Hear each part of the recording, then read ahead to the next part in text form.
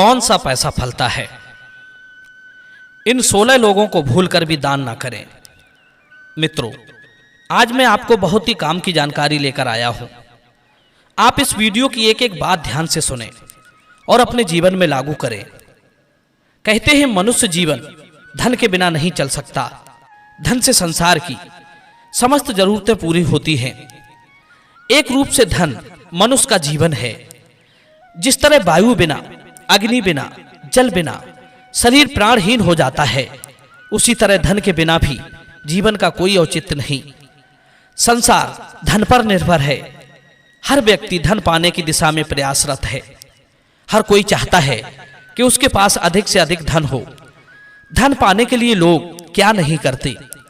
दुनिया में धन की तृष्णा इतनी अधिक बढ़ गई है कि लोग कुछ भी करके सिर्फ धनी बनना चाहते हैं। और यह भी सच है कि समस्त पापों की जड़ भी ये धन ही है। 99% पाप लोभ से ही होता है। धन से पुण्य भी होता है और पाप भी। धन से शुभ कर्म भी होते हैं और पाप कर्म भी। धन जीवन दाता भी है और विनाश करने वाला भी। धन प्रशंसा भी कराता है और निंदा भी। धन से यश भी फैलता है और अपकीर्ति भी। ये सब हम सब की सोच विचार और सहनशीलता पर निर्भर करता है। हम किस प्रकार धन को पाना चाहते हैं और किस प्रकार उसका उपभोग करते हैं। मित्रों, आज मैं आपको बताऊंगा कि कौन सा पैसा फलता है और कौन सा व्यर्थ चला जाता है। मित्रों, मैं आपको एक ऐसे सज्जन की बात बताता हूं जो बड़े ही ईमानदार, नेक दिल और धर्मात्मा थे। वे थे तो निर्धन, पर कभी भीख नहीं मांगते थे। वे हमेशा टोपी सीकर अपना गुजारा करते थे। एक टोपी की कीमत वे सिर्फ 2 पैसे लेते थे। उनमें से वो हर रोज 1 पैसा दान में दे देते थे और 1 पैसे से अपना पेट भरते थे। उनका एक नियम और था, जब तक वे अपनी कमाई के दोनों पैसे बरत नहीं लेते थे तब तक नई टोपी नहीं सिलते थे। बाकी समय में भगवान का चिंतन और अच्छे लोगों से वार्तालाप करते थे। एक दिन उनके पास एक धनी व्यक्ति आया। कहने लगा, महात्मन, मेरे पास बहुत धन है और मैं अपने धन में से कुछ भाग दुखी पीड़ित लोगों को दान करना चाहता हूं, पर मेरी समझ में यह नहीं आ रहा है कि मैं किसको दान करूं। धनी व्यक्ति की बात सुनकर महात्मा जी कहने लगे, इसमें कौन सी बड़ी बात है। दान हमेशा सुपात्र को ही देना चाहिए। जिसे आप सुपात्र समझो उसे दान कर दो। मित्रों, इतना सुनकर वो धनी आदमी वहां से चल दिया और सुपात्र की तलाश करने लगा। चलते चलते उसे रास्ते में एक अंधा व्यक्ति बैठा मिला। अंधे को देखकर उसके दिल में दया उमड़ आई। सोचने लगा, ये बेचारा कितना दुखी है। परमात्मा ने इसे आंखें नहीं दी हैं, बिना आंखों के ये कैसे कमाएगा। ये तो पराधीन है।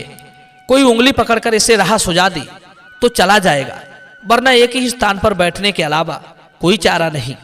वास्तव में ये दान पाने का अधिकारी है। इससे अच्छा सुपात्र कहां मिलेगा। बंधुओं, धनी व्यक्ति ने उस अंधे व्यक्ति को सुपात्र समझकर सोने की एक मोहर दान कर दी।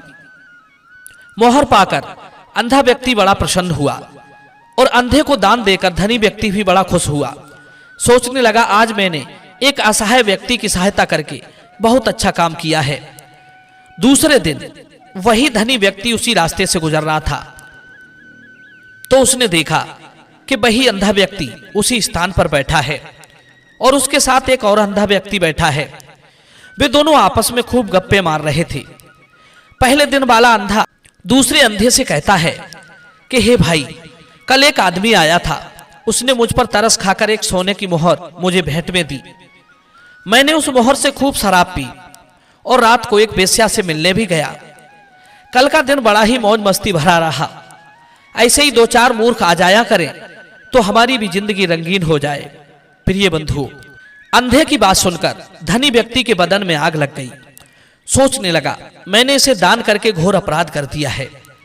अब तो वो धनी व्यक्ति दुखी होता हुआ उन्हीं महात्मा जी के पास आया और बोला, महात्मन, कल मेरे दान करने से एक बड़ा भारी अपराध हो गया।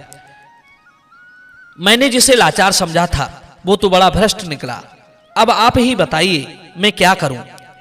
तब महात्मा जी ने उस धनी व्यक्ति के हाथ में अपनी कमाई का 1 पैसा रखते हुए कहा, जाओ जो आपको रास्ते में सबसे पहले मिले ये पैसा उसी को दान में दे देना। फिर ये देखना कि वो व्यक्ति इस पैसे का क्या करेगा। ये पैसा मैंने टोपी सीकर बड़ी मेहनत से कमाया है। धनी व्यक्ति महात्मा जी का एक पैसा लेकर चल दिया।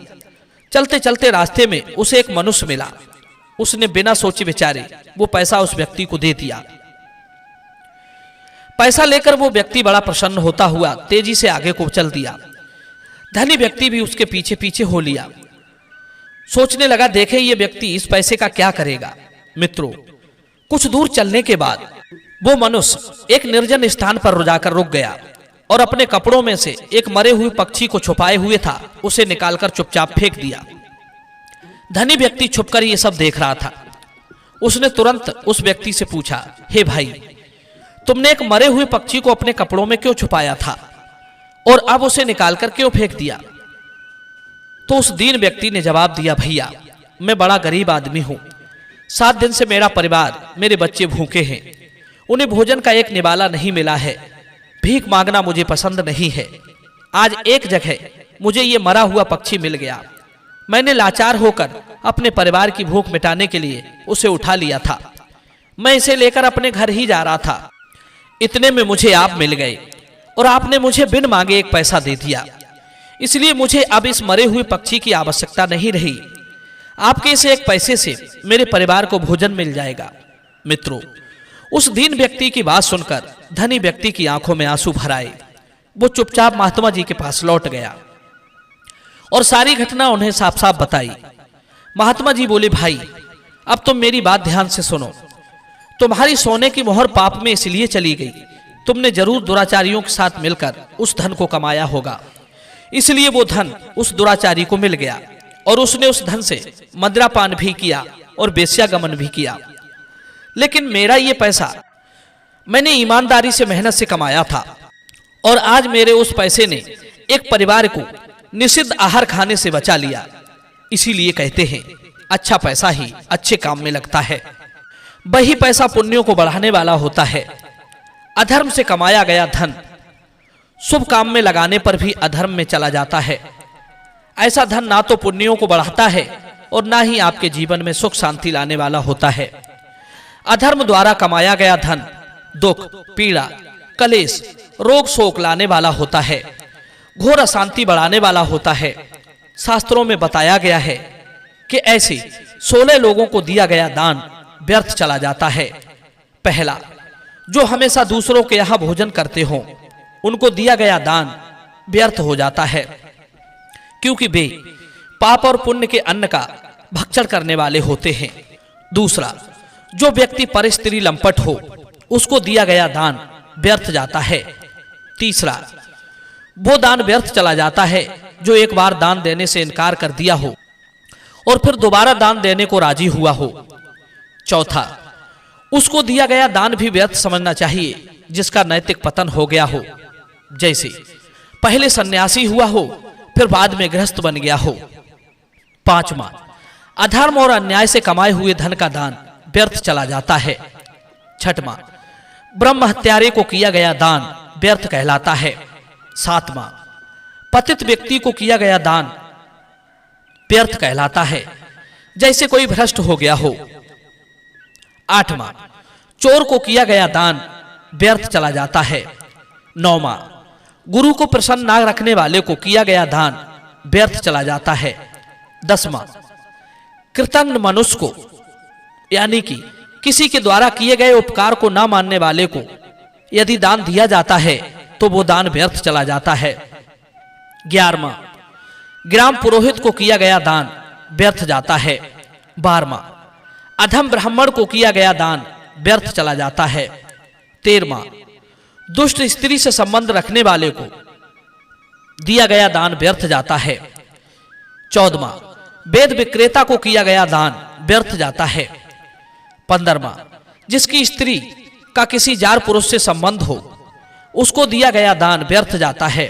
16वां, जो स्त्रियों के अधीन रहता हो, स्त्री की कमाई खाता हो, उसको दिया गया दान व्यर्थ जाता है। मित्रों, इन बातों को विशेष रूप से ध्यान में रखकर ही दान करना चाहिए।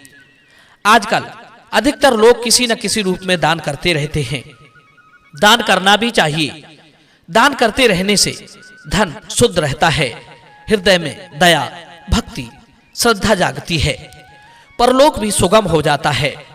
मित्रों, यदि आपको लगता है कि मैंने आपको काम की बात बताई है तो वीडियो को लाइक करना और चैनल को सब्सक्राइब करना। मिलते हैं अगली बार अगली वीडियो में नई चर्चा के साथ। आप सभी का बहुत बहुत धन्यवाद। जय श्री कृष्ण।